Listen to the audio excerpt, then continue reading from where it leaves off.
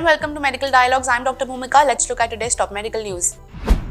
Research finds lower heart disease risk in type 1 diabetes compared to type 2. A new study published in Journal of the Society for Cardiovascular Angiography and Interventions has revealed a lower risk of cardiovascular events for patients with type 1 diabetes compared to those with type 2 diabetes. For the study, researchers examined the Veradigm Metabolic Registry, which includes longitudinal records of 1.5 million individuals from over 700 facilities. The analysis identified nearly 6,000 people with type 1 diabetes and compared their cardiovascular event rates to those of people with type 2 diabetes.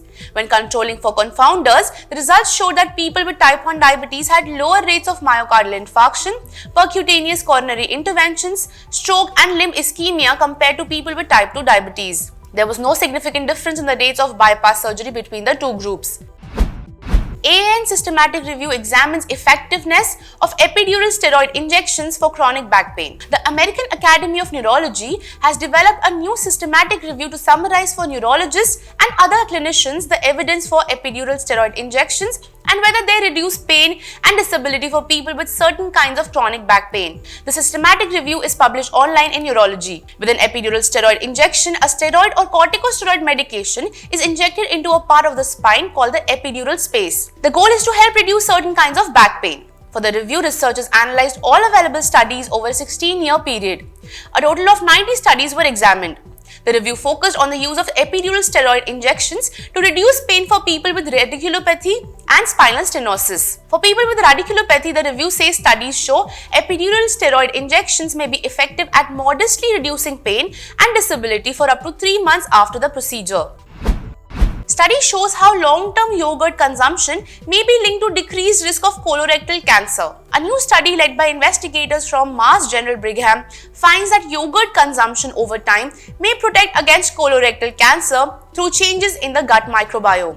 Using data from studies that have followed participants for decades, researchers found that long-term consumption of 2 or more servings per week of yogurt was tied to lower rates of proximal colorectal cancer positive for bifidobacterium, a bacterial species found in yogurt. The study showed that bacterial species was quite common. About 30% of patients with colorectal cancer had detectable bifidobacterium in their tumor tissue. Findings are published in Gut Microbes. To conduct their study, the researchers used data from 2 US-wide prospective cohort studies known as the Nurses Health Study and the Health Professionals Follow-up Study. The studies have followed more than 1 lakh female registered nurses and 51,000 male health professionals, respectively. Participants have been followed since 1976 for the NHS and 1986 for the HFPS, answering repeated questionnaires about lifestyle factors and disease outcomes, including questions about average daily intake of plain and flavored yogurt, as well as other dairy products. The researchers also assessed tissue samples for participants with confirmed cases of colorectal cancer, measuring the amount of bifidobacterium DNA in tumor tissue. Can loneliness lead to non-alcoholic fatty liver disease? Study finds.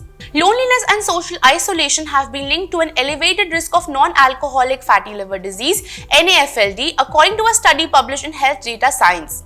The study analyzed data from over 4 lakh participants in the UK Biobank, shedding light on the far-reaching impacts of social factors on liver health. Using detailed assessments of participants' social connections and emotional well-being, the study found that loneliness increased the risk of developing NAFLD by 22%, while social isolation raised the risk by 13%, independent of traditional risk factors such as obesity, diabetes, and lifestyle behaviors. Remarkably, the associations persisted after adjusting for mutual influences between loneliness and social isolation, highlighting their independent effects. Thank you for watching Medical Dialogue. Stay tuned for more such updates. Never miss a medical update from Medical Dialogues. Like, subscribe, and press the bell icon.